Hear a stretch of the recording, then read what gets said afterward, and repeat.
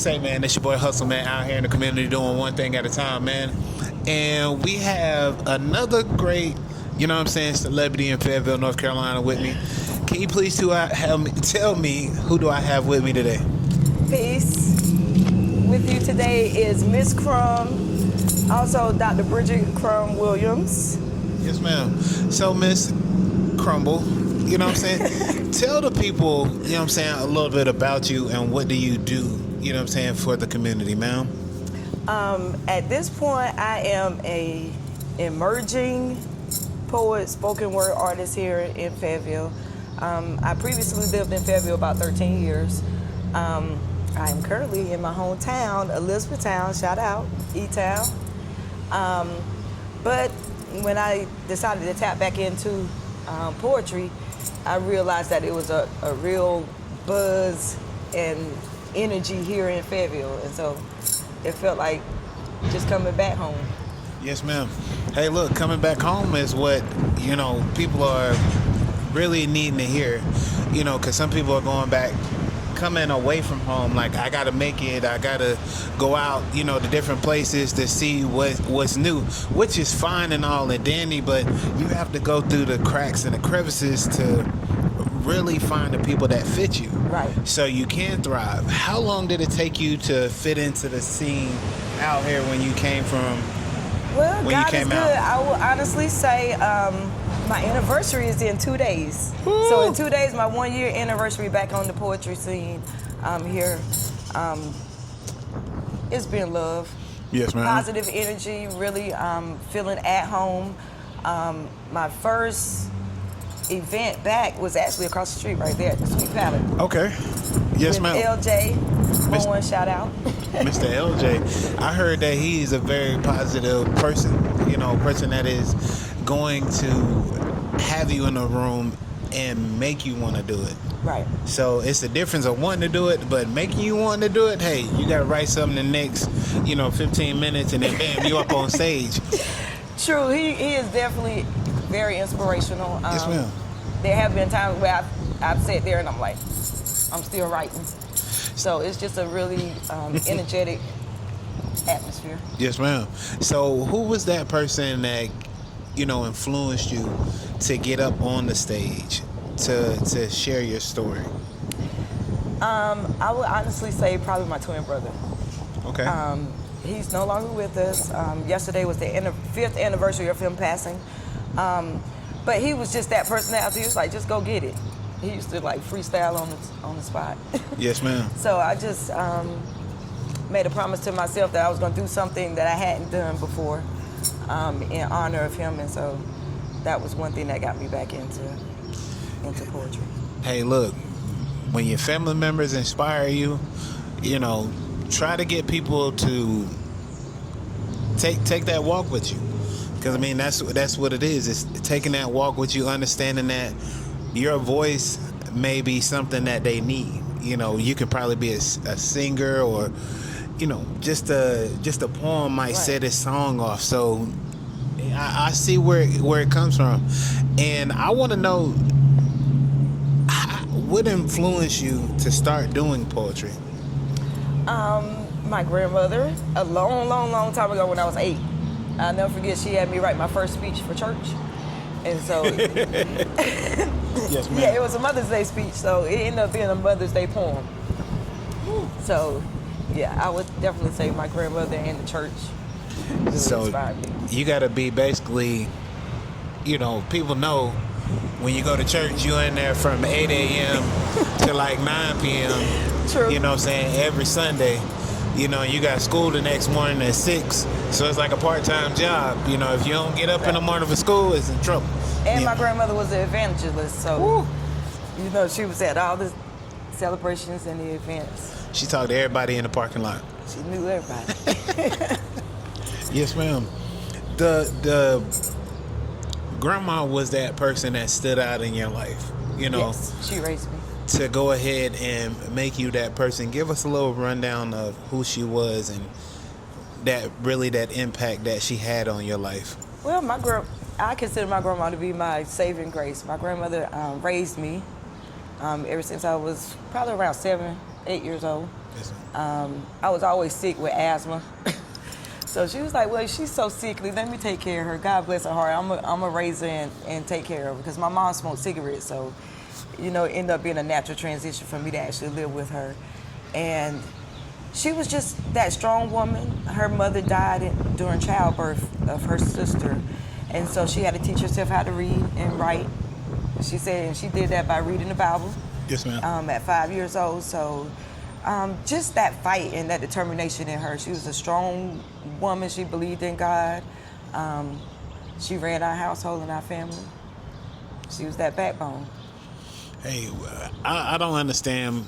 Some grandmas are still like that today, but grandmas nowadays don't really have that backbone like that anymore. Right. Everybody want to try to be out in the club with their grandkids, how to fit in and how to be cool. True. It's not no structure. It's not somebody that's going to snatch a knot in your behind like, hey, True. I see what you're doing.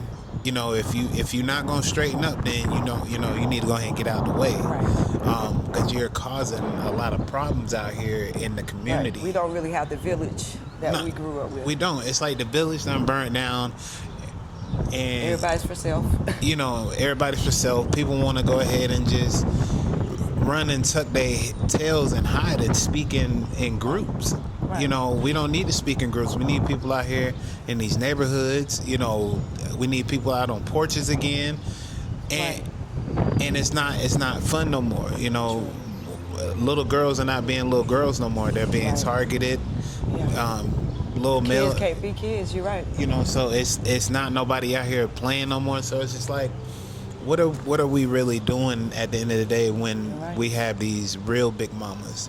Big mamas are sitting back like, we're tired. If there's still some out there. Yeah. So I gotta ask this: what are some of the emotions that you're drawn to when you're writing your poetry? I would say not necessarily emotions, but all of the emotions. So I feel like I'm drawn to just being vulnerable and transparent, if that makes sense. So whatever their emotions are, I feel them, work through them, because there is light on the other side of whatever it is. Yes, ma'am. So I do feel like you have to go through it to get to it. So. The emotions is what makes the poem. Right. And to actually have that side of being vulnerable, how do you give that without feeling like you're being judged?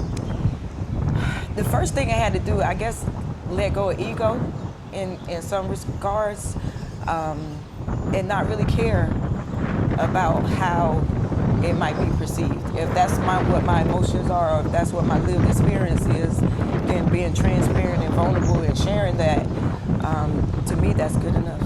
Yes, ma'am. So it shouldn't be necessarily labeled right or wrong, good or bad, or not good enough, but it's what you feel, the whole gamut of the emotions. Okay. My thing is, it is what it is at the end of the day. Right.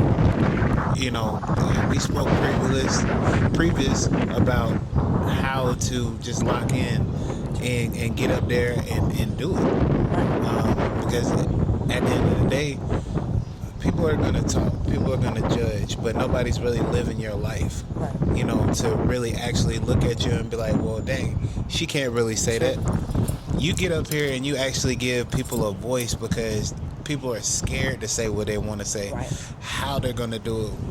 What makes How them... it's going to sound. You know what I'm saying? How is it going to sound? Everybody's trying to please the crowd. And for me, I had to get away from, how to please people, or how can I fit in, or how can I be this, lovable guy. But for years, I've been that lovable guy, and Just be yourself. It's got me to the point where it got my feelings hurt. Right. It's got me into a bunch of misunderstood situations. Right. So being a poet, all around is just being yourself, getting lost in your book. Can you tell me how many poems do you have, within the years that you've been writing poetry for? I would say maybe 800 plus. They're not all long. Some of them are haikus, and I've been playing around with different poetic types lately. but I would say a good 800 plus. And that's spread out over journals. Like this journal has 200 plus in it. 200 plus? Yeah, 218. Sheesh. But I've added to it since then, so it's probably around. Do you do finger exercises or, you know what I'm saying, hand exercises? Because I know writing so much, you know, it depends on how your body reacts to, you know, how long you hold the pen Right. for. But I know once you're in that zone of putting down your feelings and emotions, you know, all that goes out the window and you deal with the pain and the consequences later. Right. I do have carpal tunnel, so I have to like kind of write in stages. So a lot of my work, you'll see it might be in different color ink, and that's just kind of where I finish them at different times, periods, or I went back and added in. Yes, ma'am. But I found different things work for different people. But me, myself personally, I can't just like type it. For some reason, it's just like I see a big stop sign. It's like what? So I actually have to put pen to paper. Yes, if ma'am. that makes sense, and make that connection and allow it to flow for me. Yes, ma'am. So if you're dealing with figuring out how to go ahead and put it together, you know, and you're stumped, you know, how long does it take you to shake back to get back to the poem that you're writing? Different time periods. I won't try or attempt in the same day, if that makes sense. Okay. Like if I do feel like I, you know, might want to add something, I'll usually like put some time between it, maybe a day or two, come back to it. Sometimes it's only a minute or two, you know. It really depends on if I already have the thoughts in my head, and it's just about getting them out and kind of arranging things. But yeah, I would say the time really varies. Okay. Yeah. But I do like the ground and like be out in nature though. To me that helps. I feel like my energy and my juices just start flowing a lot better. I keep my socks on when I go outside and ground and stuff like that because my toes ain't right. I'm just. Oh, so you need you a boo to take care of that. I'm just saying, you know, I don't like nobody. I wouldn't say nobody touching my feet, but. See, when she the one for you, ain't gonna mind all that. I almost kicked the lady's Chinese, you know, her chin off like, wow, you know. She was like, excuse me, sir, do you know my chin was down here? I was like, yeah, you know, it's just, you know, my big toe on my right foot is kind of ticklish, you know, so that's my. Well, my ex, they was like, what are those? Oh, no. Literally. So we went one time, yeah. Man, look, hey, So. when people pick on people's feet, you know what I'm saying? Don't worry about what's over here, you know what I'm saying? As long as I put some lotion on my feet and some So you oil, been putting in some work. you know what I'm saying? That's what I'm saying. You know, I don't even want to take them off right now, but I'm just saying. But grounding, how does that help you, you know, focus, like, you know, getting the energy from the earth? Because like you said, grounding, tell people a little bit about that, because some people might not know what grounding is. Well, for me, just connecting with the grass, it's hard to explain, but it's really like a meditative type experience, if I can say it that way. You know, for me, like I'll sit there, sometimes I might smoke a cigarette, God forbid. But, you know, just really just taking that time to be still and know that I'm God. That's all I keep hearing in my head. That Bible verse my grandmother used to say, be still and know that I'm God. So it's really a time to just really be still, breathe, work on it. You can breathe normally or whatever, but I really disconnect from like everything around me and kind of just go into this zone when I'm grounded. Yes, ma'am. And to me, I feel like my higher self talks to me then.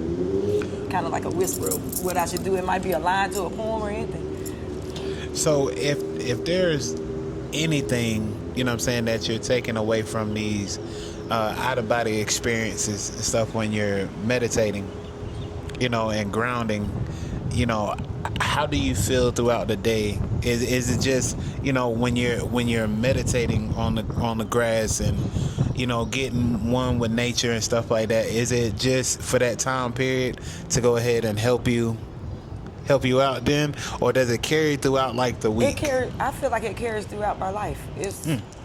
if that makes sense. It kind of ripples, but I can feel that. I feel like I am more energetic after I ground. I feel more clear, more clarity with whatever, especially if you're brainstorming or trying to figure some things out. I call it plotting and planning. But I feel like it carries throughout wherever I go. It goes with me. I don't know, it's kind of hard to explain, but Yes, ma'am. I put it in a poem. Look, we spoke previously before, you know what I'm saying, about the stuff that you've been through in life, you know, and for people to feel it, you know what I'm saying, your poems, what you're coming from, give people that straight line and narrow to what you've been through. So when you be able to spit your poems on here and give us a feel and just a taste of what they're going to get on the 25th of this month. Right. You know. Well, I am a survivor of child sexual abuse. I was abused sexually by my stepfather, my mom's boyfriend. I also am a survivor of domestic violence 2 times, divorced 2 times as well. But it's a little complicated relationship with that because I do have children with my abusers, so that has been kind of difficult to navigate. But I will say that poetry has really been able to allow me the opportunity to just really express myself. For a lot of years, I felt like I was silenced, that my voice really didn't matter. So with poetry, I was always able to write it down. I remember having journals and things when I was younger because, you know, people didn't necessarily, I felt like at the time, wanting to hear what I had to say. So I would just write it. So that's why I've been writing really for a long time. Yes, ma'am. Getting it down and letting people know that I've been through a lot. You know what I'm saying? So people can really register what, you know, you've been through. I mean, being through abuse, you know, letting people hear that side. Some people don't know how to put it out there because they feel like, oh, well, dang, she's just another woman, you know, getting abused, or she just want to use this platform to do whatever. No, some people need to hear that. Right. Because some people are either looking for a sign or a way out of what they're going through. True. And one thing I could say to that is me being able to express it poetically has been really a sense of healing and release, because you can't just hold on to those things. And I also feel like the truth has been hidden and concealed so long. Why should I continue to do that, you know, or perpetuate lying or just covering up? I had to get past the shame, the guilt, all of the things that victims or survivors feel when they are in those situations. And a lot of people do suffer in silence. So I feel like I'm on the other side of that now. I spent a lot of years silent, not really explaining or telling people what was going on with me as a child necessarily. When I did disclose to my mother, it wasn't really received well. It was kind of like, oh, that's your sister's father. You gotta forgive. It happened to me. It happened to your grandmother. That was the talk that was given. No charges was ever pressed. And I do write about it in a lot of my poetry, but one specifically about how everybody stayed his friend. He still came to family functions and things. Even as an adult, I would be going to family gatherings and he's there. So I would immediately turn around. And, you know, it just kind of felt like they had made a choice in that regards. And then with the domestic violence, you kind of feel like I did at that time. It's your fault. Nobody really wants to hear it. It was your decision, you know, to be with the person. So you just suffer in silence again, and you really don't tell anybody. I did several times to the police. It really wasn't, you know, too much done. Probation here or abuse class there. So for a lot of years, like I said, you go through the motions. You kind of feel like you're on autopilot. Yes, ma'am. Until you regain control Man, of your life. You know, there would be some people that would just don't know how to deal with that. But to look at it, go through it, and be on the other side, like I could take a deep breath of sigh of relief and just not, worry about the consequences anymore. I can understand that from a guy's perspective, it may seem like it's gut wrenching just thinking about it. But guys go through it as well, but not to the extent of what women go through it. Right. My twin brother was abused. We never spoke about it Yes, ma'am. until we were adults, and all those years he didn't think I knew, but I do remember him being abused, and it was by an older female, and I do feel like that's why he actually turned to drugs to cope with all of those things that was going on with him as well. Yes, man. As a sister, how did you help him, try to, shake back or get back to where he needed to be, I've taken my brother in. He's lived with me, for months at a time. I always try to celebrate our birthday together, just talking to him. He was in and out of rehab. Medicaid would only pay, for like 28 days, so he would be there for 28 days. And then you have to wait a certain amount of time before you can go back. It was just, a back and forth. Shortly before he passed, though, he did ask me to move back to my hometown, so that's why I'm actually in Elizabethtown. And it's been 5 years, but for a lot of years, I actually blamed myself because right before he died, he did ask me to come get him. I was living in Durham at the time, but I was just like, I didn't want to ask him. I felt like I knew he was going to be confronting my ex, my abusive ex. I didn't really want it, it to turn deadly or to turn just worse than what could be. Or I was looking at it like, okay, he's on drugs. What if he gets desperate? He tries to rob somebody, or he tried to take something that doesn't belong to him. So I didn't go get him. I was like, Durham is way rougher than Elizabethtown, and I just didn't want to have that on me. But he passed probably about a week later. So. Yes, ma'am. Dealing with the passing of your brother, like, how did that still, give you the energy to do what you do, I would say being the remnant. I like to call myself the remnant, the leftover. Just knowing that first of all, I have 4 kids and a grandbaby. So that alone gave me, the strength and the encouragement to keep pushing. Like, just because he's gone, doesn't mean that I got to stop living. And I made a promise to myself, I'm going to live for the both of us. So I'm going to do exciting things, new things, be adventurous, don't hold back on truth. Yes, ma'am. Tell my story, my truth. Because he wouldn't want you to sit here and, feel sorry for something that he has brought on his life. Right. But he's tried to make it right or give it a sense of, hey sis, I'm doing what I need to do, but at this time it's ran its course. He told me he was tired. Yes, ma'am. So giving him that comfort, as a sister, that means a lot, because some people don't really get that when they're going through. Right. So feeling what you felt and seeing him go through that, and then his passing was just like, now I can breathe. I know that you're not in pain anymore, right. But at the same time, I get to live my life through you. Right.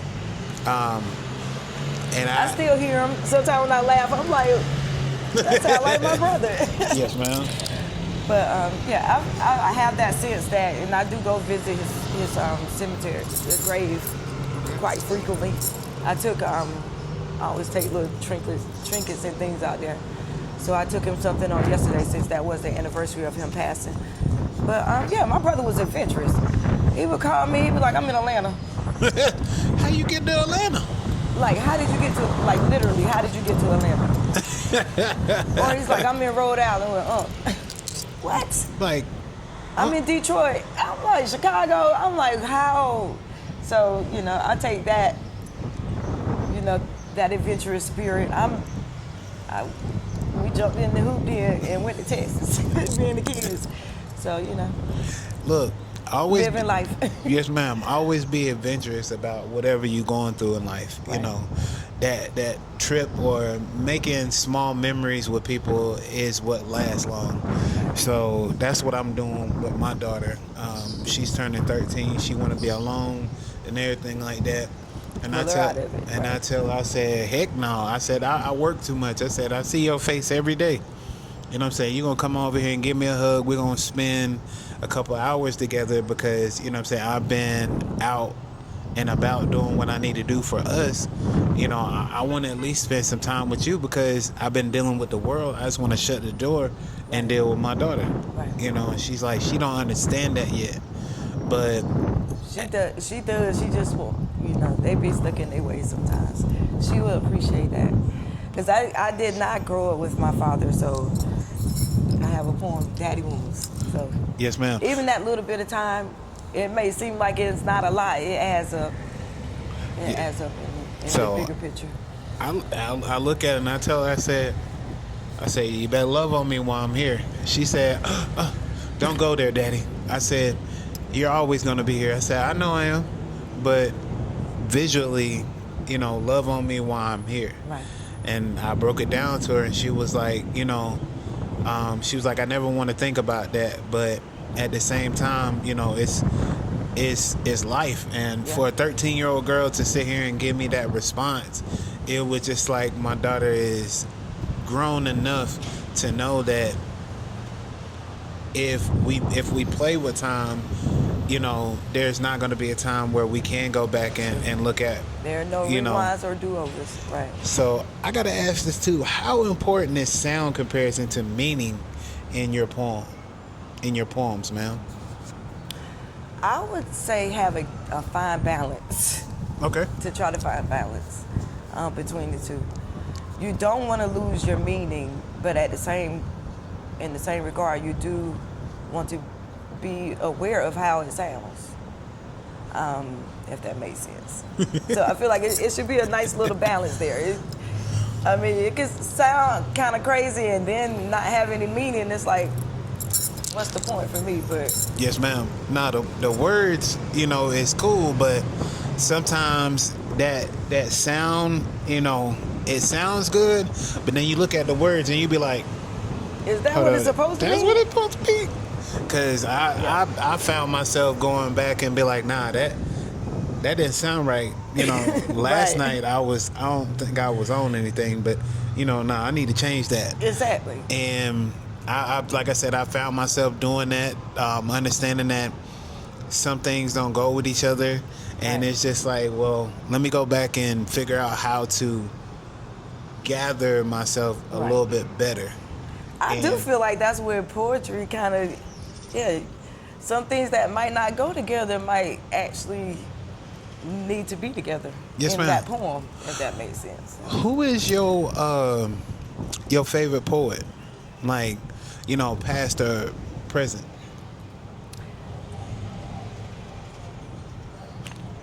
Let's see. I told you Maya Angelou previously. Yes, ma'am.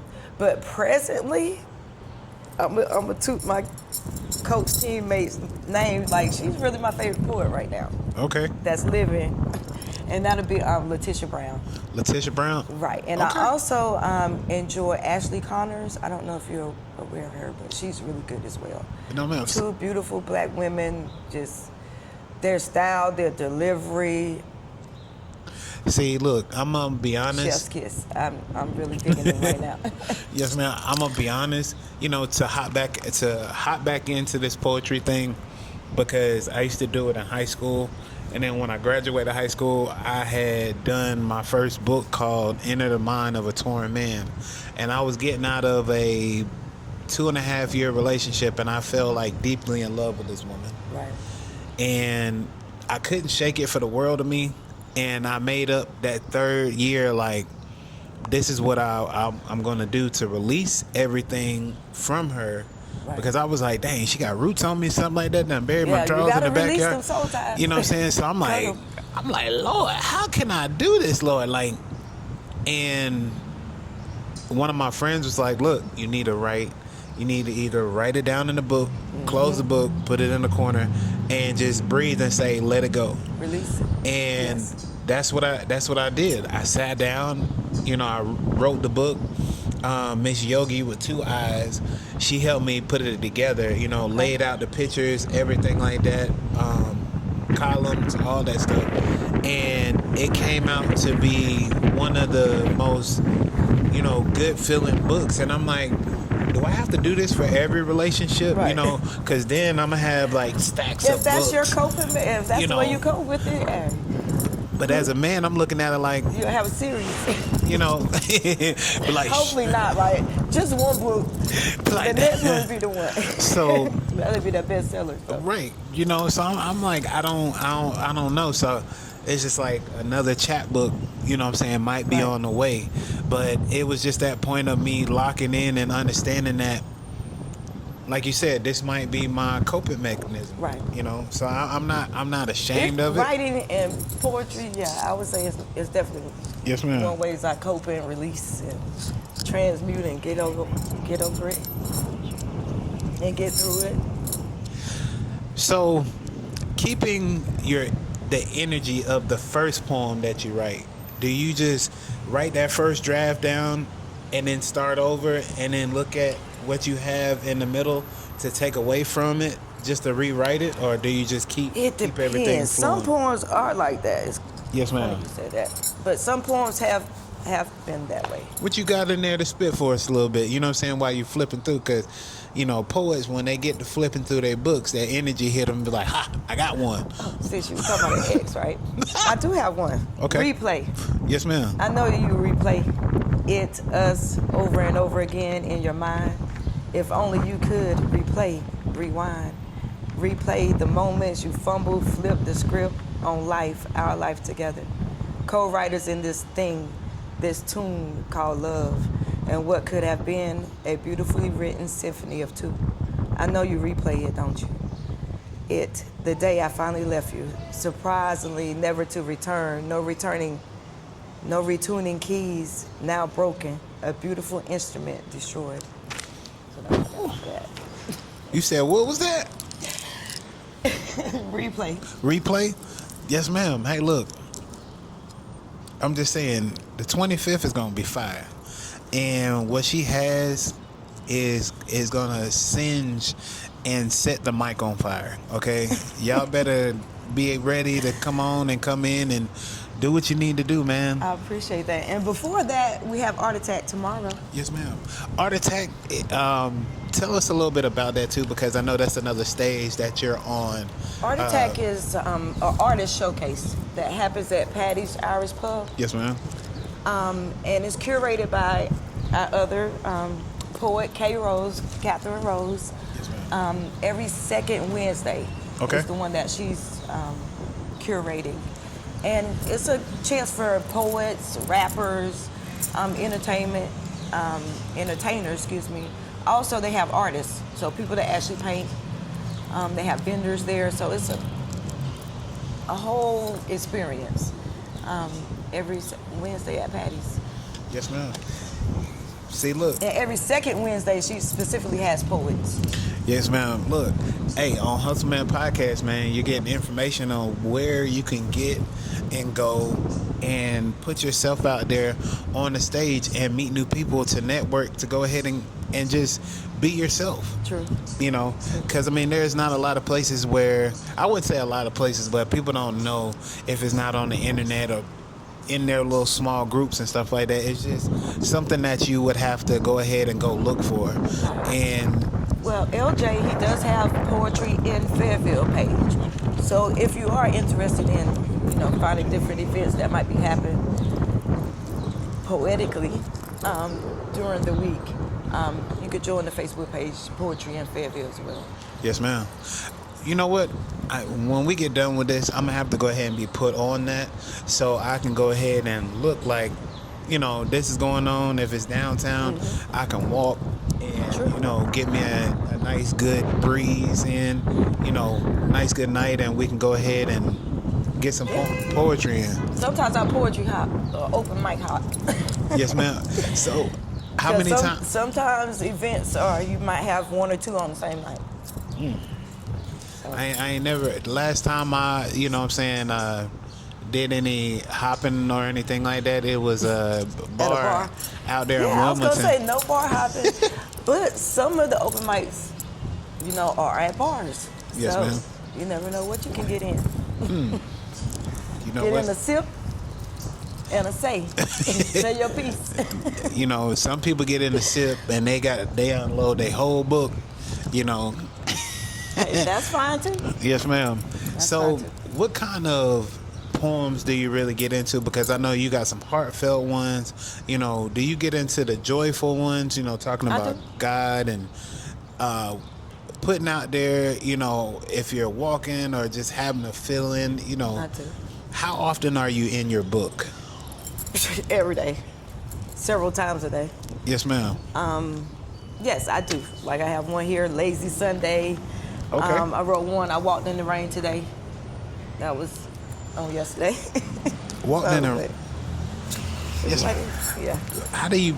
Oh, and I turned right to it. Isn't that I was something? like, how do you, you know what I'm saying, walk in the rain without messing up your book? I mean, You don't I know care. it's leather on the outside. No, I actually walked in the rain and then I wrote about the experience of walking and playing in the rain. She said I had a poncho and a hat on. And I was just No, in it. I just went out regular. Yes, ma'am. Yeah, I talked about that too. Oh, well, look, hey. You want to hear some of it? I mean, just, you know what I'm saying, if you got time, you know what I'm saying, go ahead and give us a little bit. I walked in the rain today. Okay. It must be how Jesus felt to walk on water. The power, the connection, confident and brave, the freedom, the choice. Each drop a baptismal of my crown upon my crown. The gentle pitter-patter sprinkle before the deluge and dams break free. Who be my Judas in disguise? The clarity within a dreary day and cloudy skies. I walked in the rain today, letting the doubts, don'ts wash free. Amongst nature's cleansing glory, I relinquished it all to be carefree. Wet blaze cushioned beneath my feet, even the birds curiously staring at me, wondering who this melanated creature at play on such a dreary, cloudy, rainy day. I walked in the rain today, and I felt it all wash away. I walked in the rain today, felt no guilt, no shame, no worry. Only possibilities to rewrite my story. I walked in the rain today for the first time in years. No haste, no hurry, feeling all the feels. I walked in the rain today, allowing cloudburst and drizzle to do its due. I walked in the rain today. How about you? I walked in the rain today, no shoes, no shelter, only heavenly rewards. Refreshed and flourished, reflecting on my whispered words. I walked in the rain today, and it was absolutely amazing. Everything I imagined it could be. I walked in the rain today. Next time, won't you come with me? I walked in the rain today, letting the mist and the chill and the breeze do as they please, releasing and restoring me, refreshed and anew. Not a care in the moments like this, just rejuvenating pure heavenly bliss. I walked in the rain today. Yes, ma'am. Hey, look. So they're not all depressing now. Yes, ma'am. Inspiration can come from anywhere, and that's crazy. Right. Like, some people don't understand that, you know, you can stub your toe and then sit down and be like, look, I stubbed my toe today. Here's the message. You know, here's the message about how the pain is. I got one that I'm Right. working on. It was called I Kick Ass. Okay. You know, and I have a character called Pimp Parade. Okay. But, you know, I was just like, how am I going to come out and make this feel, you know what I'm saying, being felt, but being serious and funny at the same time? Right. Because it's like, you know, a pimp and, you know what I'm saying, a normal guy meeting in the middle and having a conversation within itself. Right. You know, and he's telling how bad he is, but the guy is just like, you know, he's a normal guy, but he wants respect.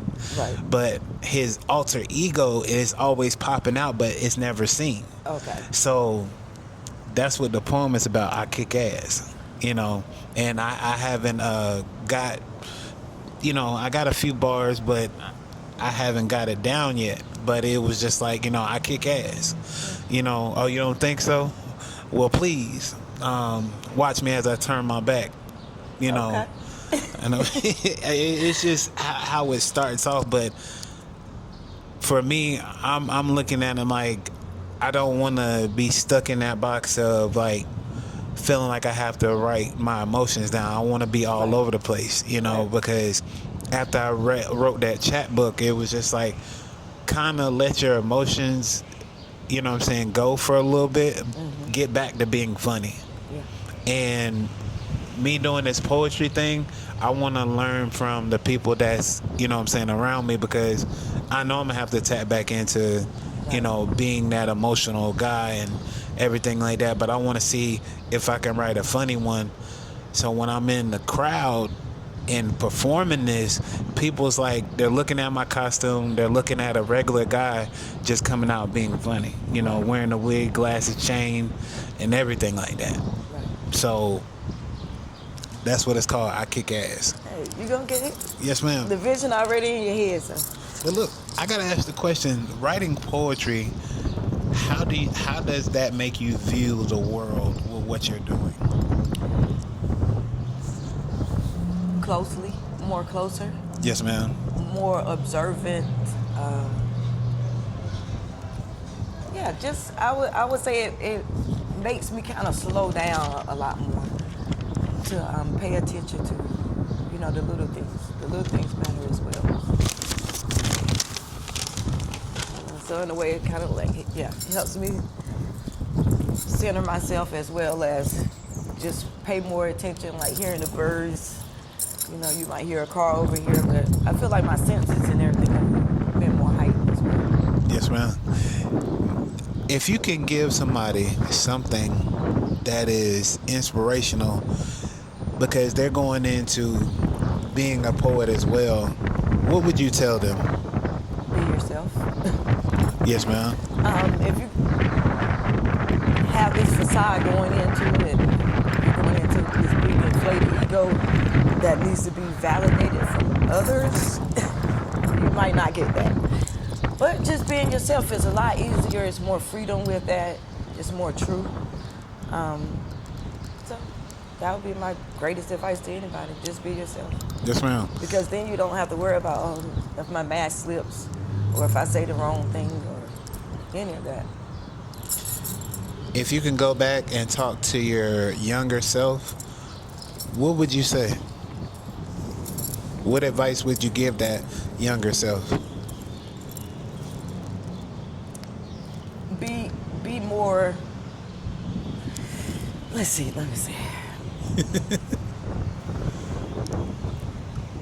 Continue to be more sure of yourself. Have more self-belief in yourself because you did it, girl. But yeah, maybe be more use your voice more. That probably would be the only difference. Now I stand up for myself more. And that little girl that didn't get it, that's in me. So I had to do all that to heal her. So, but I would definitely say that would be the only thing that would be different. Don't just stop with telling that one person what happened to you. Yes, ma'am. Maybe I could have told a teacher or something. So, but don't be afraid to speak your truth.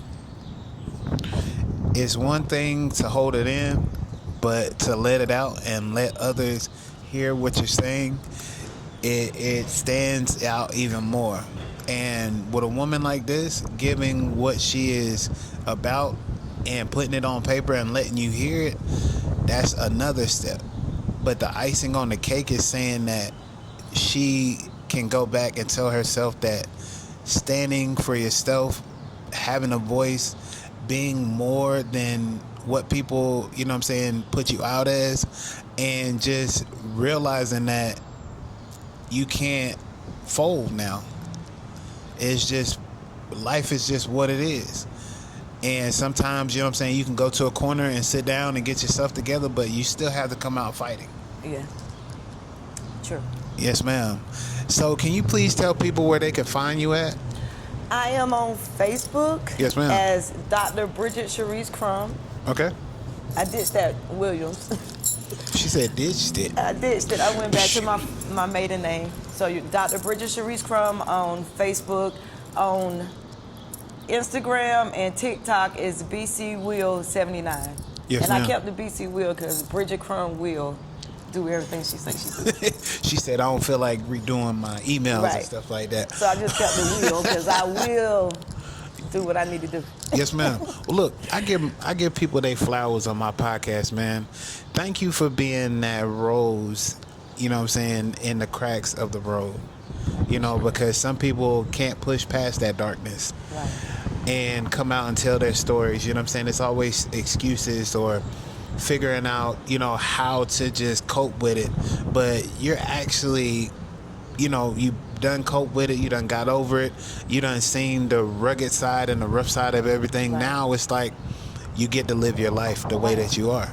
And to be blessed and to give these younger women something to feel and take home with them so they can rethink it, like, I never want to live, you know what I'm saying, this life or, you know, experience this pain. But who has, you know what I'm saying, experienced that pain and that struggle, you know, can live out through your words with the poems that you are saying to them on the stage. And having that light is dope. So I say, man, continue on pressing on with what you do. I appreciate that. Yes, ma'am. Hey, man, say, man, look, it's another great interview and it's another great episode from Muscle Man Podcast, man. Y'all have a great one.